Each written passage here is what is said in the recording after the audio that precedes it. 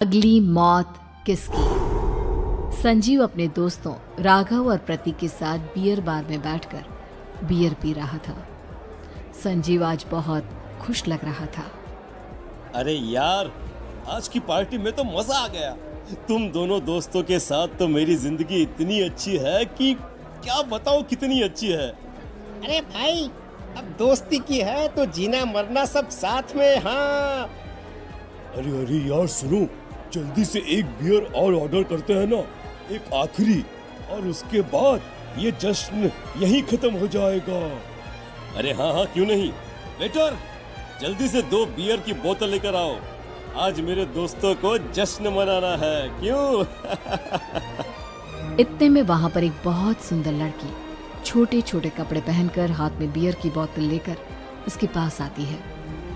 ये लीजिए, आपने बियर ऑर्डर की थी ना, मैं लेकर आ गई। क्या बात है यार, इस बार की वेटर तो बड़ी सुंदर है। अब बियर लेकर आई हो तो अपने हाथों से ही पिला दो ना। हाँ हाँ, क्यों नहीं, जैसा आप बोलोगे मैं वैसा ही करूँगी। क्या बात है यार, अब तो लगता है रोज यहीं आना पड़ेगा। उसके बाद वो लड़की उन तीनों को बियर सर्व कर देती है। पार्टी करने के बाद वो तीनों अपने अपने घर जाते हैं। प्रतीक संजीव और राघव को उनके घर छोड़कर जैसे ही अकेला अपनी कार में आकर बैठता है तो अचानक उसे एहसास होता है जैसे उसकी कार की पीछे वाली सीट पर कोई बैठा हुआ है। वो तुरंत पीछे मुड़कर देखता है। तुम यहाँ क्या कर रही हो? और तुम मेरी कार में कब आई? अरे तुम तो बार में वेटर थी ना। बस ऐसे ही मेरा दिल कर रहा था आपके साथ आपके घर चलने का, इसलिए मैं आपके साथ चली आई।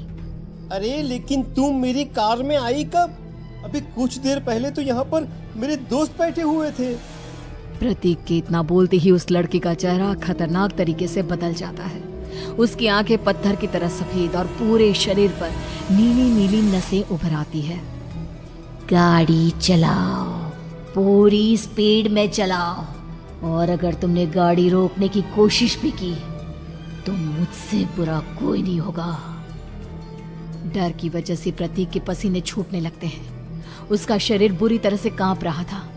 प्रतीक बिना कुछ सोचे समझे कार को फुल स्पीड से चलाना शुरू करता है। चलते चलते वो शहर से दूर एक पहाड़ी पर पहुंच जाता है और सामने अब सिर्फ पहाड़ी का किनारा दिख रहा है, जिसे देख प्रतीक घबराकर अचानक से कार को ब्रेक लगाता है। देखो देखो देखो देखो, मुझे छोड़ दो मुझे। अगर मैंने गाड़ी जरा सी भी आगे बढ़ाई तो हम दोनों नीचे गिरकर मर जाएंगे। ये तो तुम्हें पहले सोचना चाहिए था ना। अब कुछ नहीं हो सकता।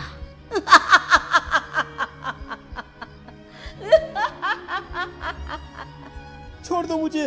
नहीं नहीं, प्लीज मुझे छोड़ दो। प्लीज प्लीज मुझे जाने दो, छोड़ दो मुझे। गाड़ी आगे बढ़ाओ। और तभी अचानक से बिना प्रतीक के स्टार्ट किए उनकी कार आगे बढ़ती है और गहरी खाई में गिर जाती है। उसकी चीखने की आवाजें चारों तरफ सुनाई देती है।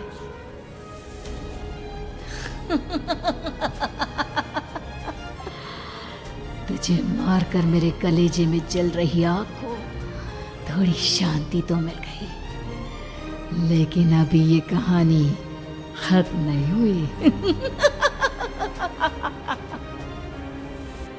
और फिर अगले दिन राघव और संजीव को पता चलता है कि प्रतीक की पहाड़ी से नीचे गिरकर मौत हो गई। अरे कल रात की तो बात है यार, हम सब बैठकर पार्टी कर रहे थे, लेकिन मेरी एक बात समझ में नहीं आ रही। राघव शहर से इतना बाहर उस पहाड़ी पर इतनी रात को क्या करने गया था? अरे यार, वही सोचकर तो मैं भी परेशान हूँ। हम दोनों को छोड़ने के बाद तो वो सीधा अपने घर जाने वाला था, और वो आत्महत्या क्यों करेगा भाई? कल रात तक वो कितना खुश था, हमारे साथ सेलिब्रेट कर रहा था। हाँ, लेकिन पुलिस ने तो यही कहा है कि प्रतीक ने अपनी कार को जानबूझकर पहाड़ी से नीचे गिरा दिया और आत्महत्या कर ली। अरे यार संजीव, मेरी तो कुछ भी समझ में नहीं आ रहा है। चल ठीक है, अब मैं अपने घर जाता हूँ। Okay, bye. राघव अपने घर में अकेला था। दोपहर का वक्त था। तभी दरवाजे की घंटी बजी। कौन है? अरे 1 मिनट रुको, अभी आता हूँ। राघव ने जैसे ही दरवाजा खोला उसने देखा कि सामने एक बहुत खूबसूरत लड़की खड़ी हुई है।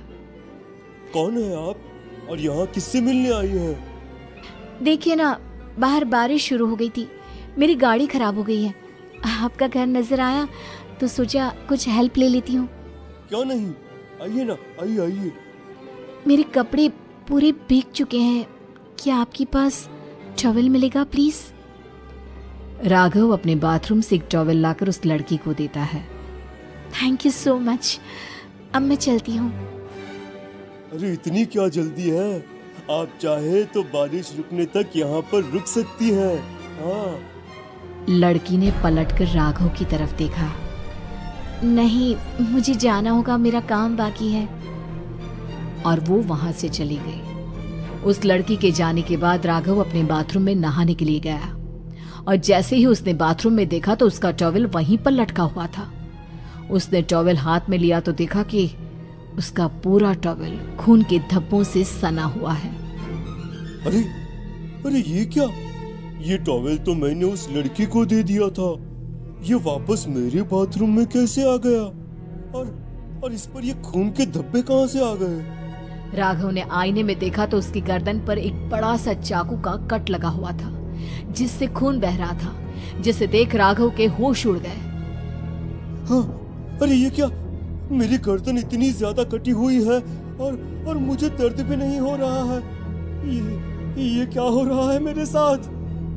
राघव घबराकर बाथरूम से बाहर आया और अपना मोबाइल उठाकर उसने संजीव को फोन लगाया। संजीव जल्दी से मेरे पास आ जाओ। मुझे लगता है कुछ बहुत बड़ी गड़बड़ है, जल्दी आ जाओ। उधर से आवाज आई, लेकिन वो आवाज संजीव की नहीं बल्कि एक लड़की की थी।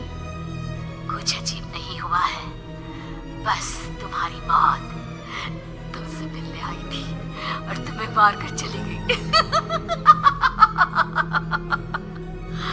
अब तुम इस दुनिया का हिस्सा नहीं हो राघव, इसलिए तुम्हें अपनी गर्दन के कटने का दर्द भी महसूस नहीं हो रहा। नहीं, ऐसा नहीं हो सकता, ऐसा नहीं हो सकता। कौन हो तुम? तुम्हारी मौत। अब संजीव के पास खबर पहुंचती है कि राघव ने अपने ही घर में चाकू से गर्दन काटकर आत्महत्या कर ली। ये सुनने के बाद संजीव के होश उड़ गए। वो पसीने से तरबतर हो गया और एक अनजाना डर अब उसके दिल को सताने लगा। संजीव के साथ ही उसका एक छोटा भाई राजीव भी रहा करता था। अपने भाई को इस तरह परेशान देखकर राजीव उसके पास आया। अरे भैया, क्या हुआ भैया? आप इतने घबराए हुए क्यों लग रहे हैं? प्रतीक और राघव की मौत, मेरा मतलब मेरी कुछ समझ में नहीं आ रहा भाई। अचानक से मेरे दोनों दोस्तों ने आत्महत्या क्यों कर ली? अरे वो तो मेरी भी समझ में नहीं आ रहा है भैया। हाँ, हो सकता है कि कोई परेशानी होगी और इसीलिए उन्होंने ऐसा किया होगा।